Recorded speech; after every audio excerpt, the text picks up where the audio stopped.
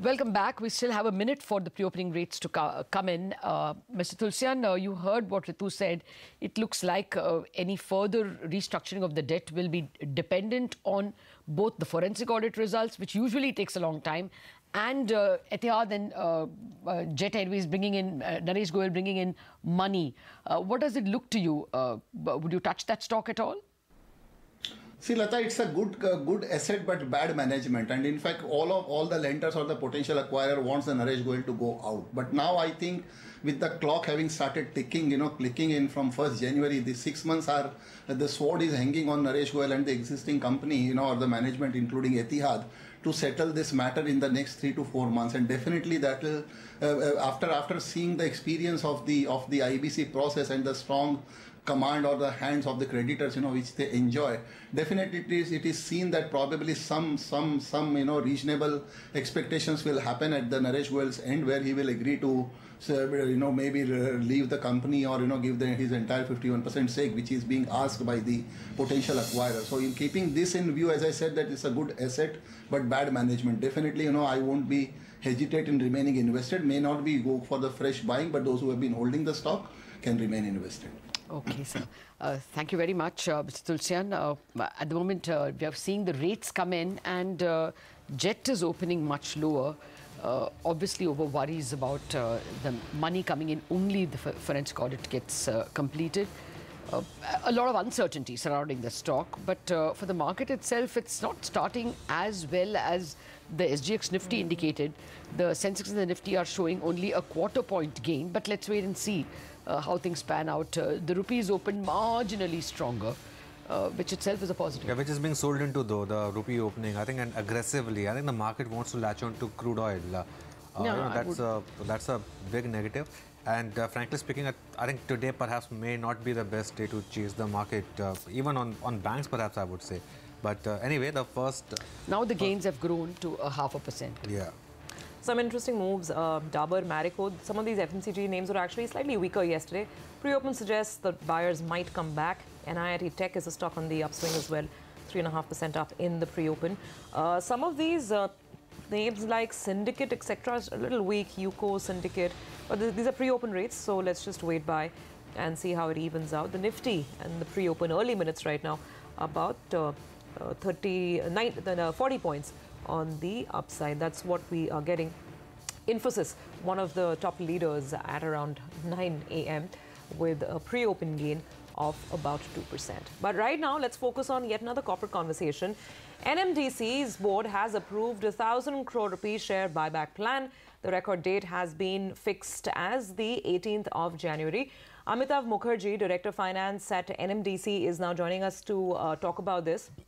Mr. Mukherjee, so you're doing this buyback of for 1,000 crore rupees. I mean, did the board feel that is the best utilization of cash? I mean, or are you looking at furthering your future capex as well?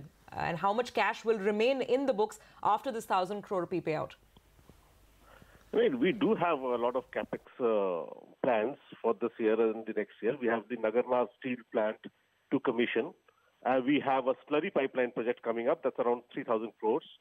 It's not that we don't have capex plans, but despite these capex plans, we could manage about 1,000 crores for this buyback. You see, the government guidelines mandate that PSUs, if they have at least net worth of 2,000 crores, which we are much higher, and cash and other bank balances over 1,000 crores, we have around 5,500 crores as of date. So they are supposed to go in for buyback, and all the PSUs are going in for buyback. If we don't go in for a buyback, we have to ask for specific exemptions. So last year, for example, 2 years back, we did a buyback for around 7,800 crores. This year, I think, last year we were exempted. This year, the final figure that was communicated, that was actually sort of discussed and then frozen, keeping in all the capex plans and all those things so that they are not adversely affected. At around 1,000 crores, we'll be able to manage the 1,000 crores within our own resources. Okay. Mr. Mukherjee, you said you have cash and cash equivalents of about 5,500 crore. As of now. But this quarter looks a little difficult. In the past month, you have cut prices 3 times.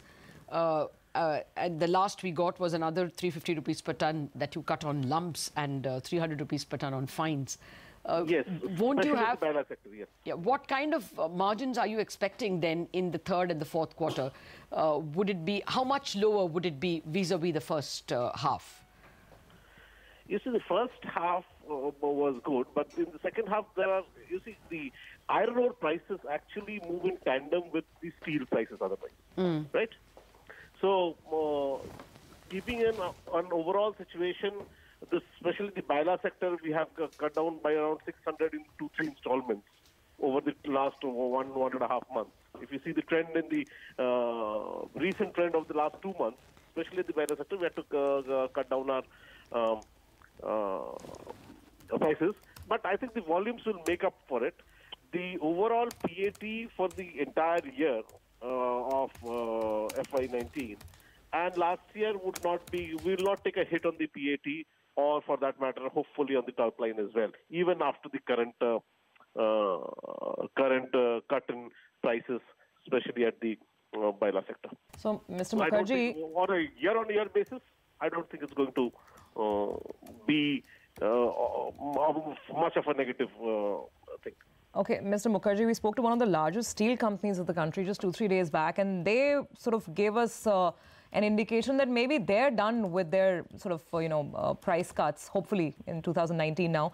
Now, the question is, are you? What should we expect on iron ore prices, and how do the current prices after these 3 cuts in January, how do they compare with both the landed imports as well as some of these private miners in Odisha?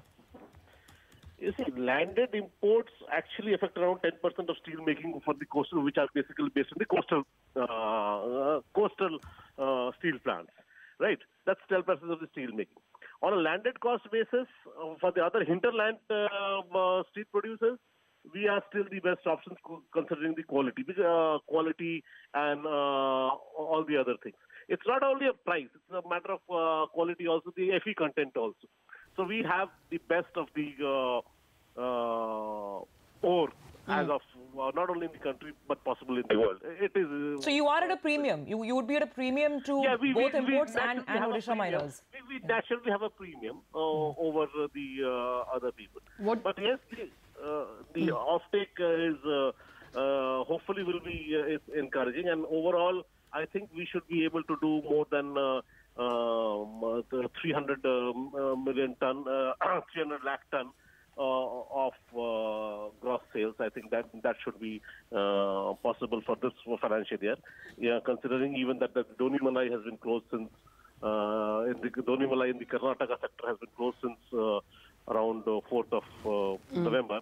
Okay. Despite that, I think we'll be able to do sales of 315 crores on a year-on-year basis, on the entire year basis. What is the update on Doni Malai? Doni Malai, tomorrow I think is the hearing. Tomorrow I know is the hearing is on 10th. We are very hopeful. I think we have a very strong case. We are very hopeful that something positive will come up for the company. We are very, very hopeful for that for tomorrow.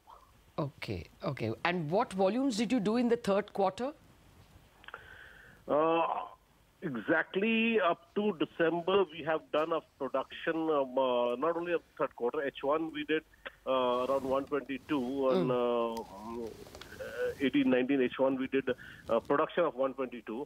Now up to December we have done around 242. In fact, we have ramped up a lot of production in the Baila sector. Okay. We have done up to this year, I'm sorry, it's not 242, it's 218 we have done up to December. Okay. So that will be around 70, that will be around 80-90. Okay. H3 would be around 90. So more price cuts, or are you done with the price cuts? We hope that we are done with it, because the steel prices, as the steel industry say, they have almost bottomed out on prices. So accordingly, because we move in tandem with the steel prices, if no further prices are seen on the downturn on the steel, hopefully we have also bottomed up that way. We'd like to hope that way. Okay. All right, Mr. Mukherjee, thank you very much indeed for joining us with some elementary details. So this is legally required that they have to do the buyback, and their cash equivalents are 5,500 crore, of which 1,000 crores will go for the buyback.